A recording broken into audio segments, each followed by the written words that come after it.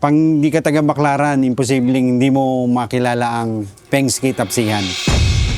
Tagpuan natin dito ang isang nakatagong tapsihan na mahigit 25 years na nagsiserve ng mga masasarap at quality na pagkain. Kung ano pa yung simple, minsan yung pa talaga ang masarap. Gaya nga nitong pinuntahan naming tapsihan na pag natikman mo ay para kang bumalik sa 90s. Meron kaming naispatang pudripan na isa daw ito sa matuturing OG ng mga tapsihan dito sa Baclaran. Ako may batang Quiapo, ako yung batang Baclaran po.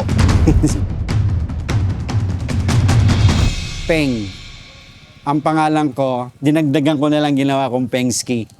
Para medyo unique naman daw. Magandang pakinggan, Pengski.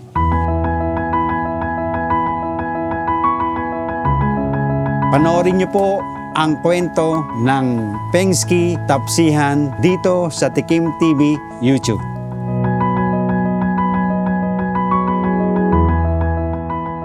Ah, 25 years na to. Year 2000. Kami po ang matandang tapsihan dito sa Baclaran. Ang Pengski Tapsihan. Hindi naman kasi nagbabago ang timpla. Talagang kung ano yung malalasahan mo, ganun pa rin yung makakasanayan mo. Sabi nga nila, talaga daw legendary na to dahil yung iba, bata pa hanggang sa lumaki na, nagkaasawa, nagkaanak, dito pa rin sila kumakain. 1995 pa lang nakain ako dito sa Pengski. Matagal na, dalaga pa lang ako, suki na nila ako. Simula po elementary pa lang po ako dito na po ako nakakain. Simalit pa ako, dito na ako kumakain. Ang tinitinda namin dito, tapa, barbecue, pork chop, liempo, at yung tortang longganisa. Sa dami ng taong tinanong ko kung saan ba may masarap na kainan ay lahat sila ay dito ako tinuturo sa isang skinita sa may Baclaran. Marami pong tapsihan dito pero isa lang ang tinuturo nilang tapsihan, ang Pengski. At nakita namin yung isa sa mga legendary tapsihan. Ito nga mga idol, yung Pengski Tapsihan. Marami talagang bumibili dito. Lalo na pag Sunday.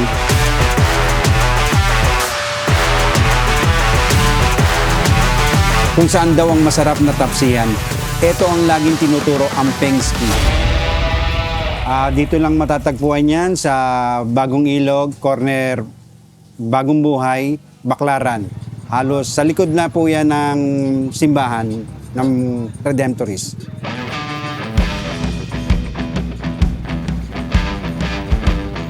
Nagbubukas kami ng alas 12 ng tanghali hanggang alas 10 ng gabi.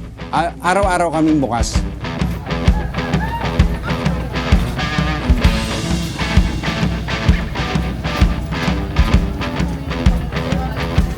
Ang unang nakadiscover sa akin dito ng vlogger, si Papa Don at saka si Nonong. Nung matikman ni Kapo Drip, Mga old school classic, walang kaarte-arte, sarap lang. talagang anlasa lang, talagang hindi tinipid at talagang garantisado na na-appreciate niya yung lasa. Sobra.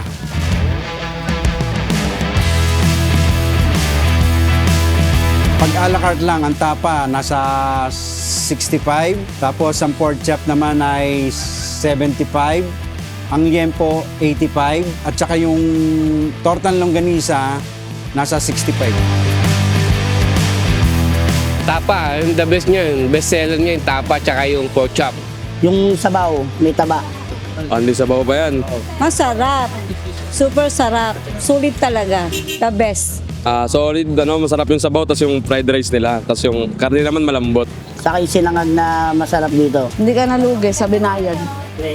Tsaka yung pala, skinless longganisa. Tapos itotorta mo, the best, sarap.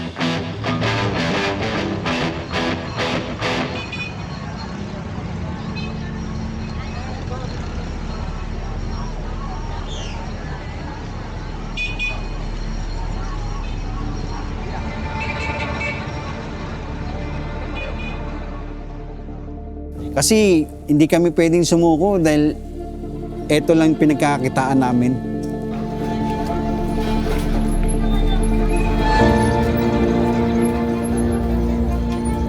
Kaya kailangan talaga namin gawin yung dapat namin gawin dito.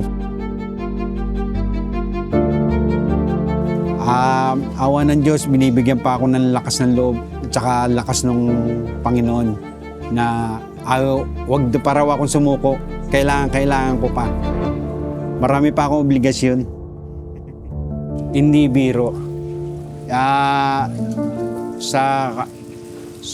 Nung nagkasakit po kasi yung asawa ko na isang dialysis patient siya para lang masustentuhan yung kanyang pangangailangan sa gamot, sa hospital. Kasi minsan, every month, na nako-confine siya. Hindi na niya nakayan.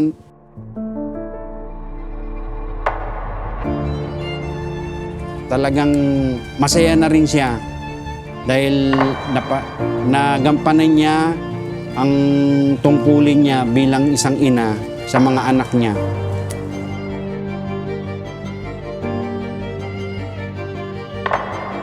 Pero tinuloy pa rin namin ang negosyo.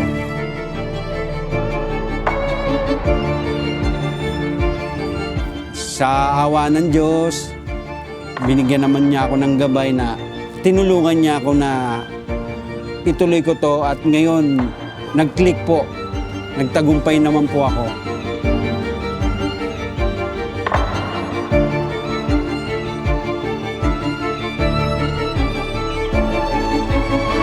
Bilang isa akong may experience sa pagluluto, galing po ako sa Manila Hotel bilang isang cook. Sayang naman yung kaalaman ko.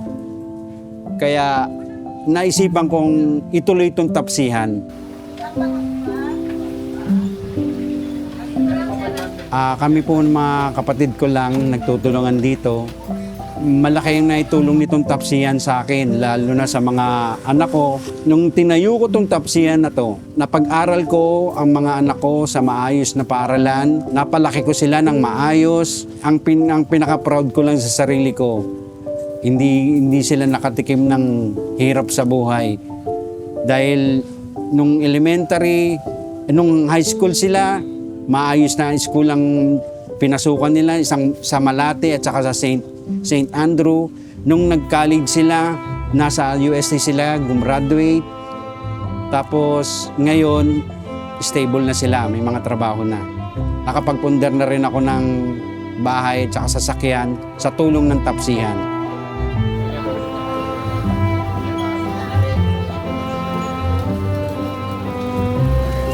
Ang nagpapasaya sa akin dito, yung mga samahan namin ng mga kapatid ko, yung mga customer namin na bumabalik-balik dito, na sinasabi nila na masarap tong pagkain ko, yung tinitinda kong pagkain, at tsaka na-appreciate nila lahat. Super bite sila. Tsaka maasikaso sa pag-serve. Try nyo dito sa Pensi Tapsilyogan sa may Baclaran lang. Sobrang solid yung pagkain, tas mura lang. Cheaper, ano siya, pangmasa. Hindi, promise, dito kain kayo. Sulit.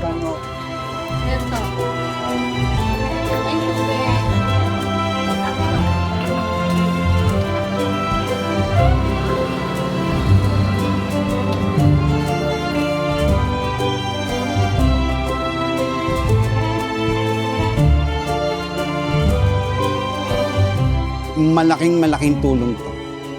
Dito po namin kinukuha lahat ng pangangailangan namin, na kahit simpleng buhay lang na nairaraos namin yung pangangailangan namin sa araw-araw.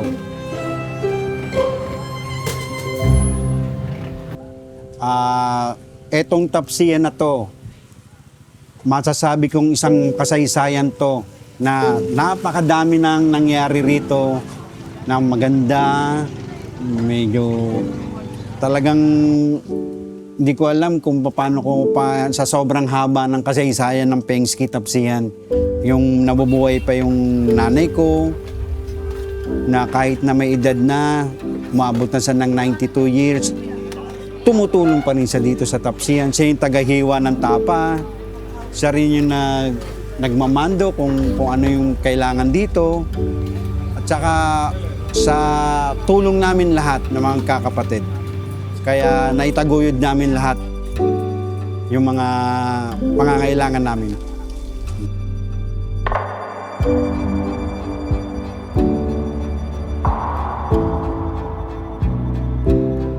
Ang mapapayo ko lang sa mga katulad ko na nagninegosyo, hindi lang tapsihan o kahit anong negosyo.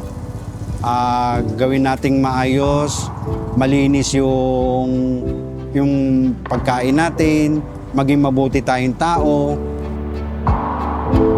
Pag mabuti kang tao, ang mga customer mo, lalo na't i-entertainin mo sila ng maayos, asikasuhin ng maayos, na may halong paggalang, siguradong babalik-balikan kayo ng customer.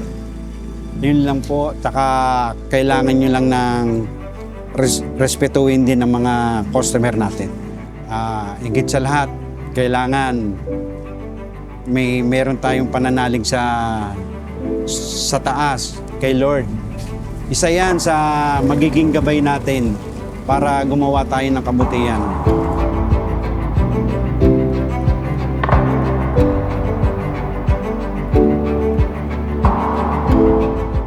Naging malaking bahagi ito ng buhay namin.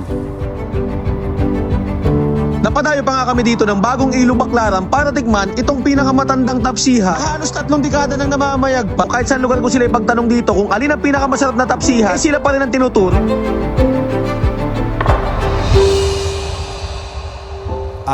Nagpapasalamat nga pala ako, lalo na unang-una kay Lord.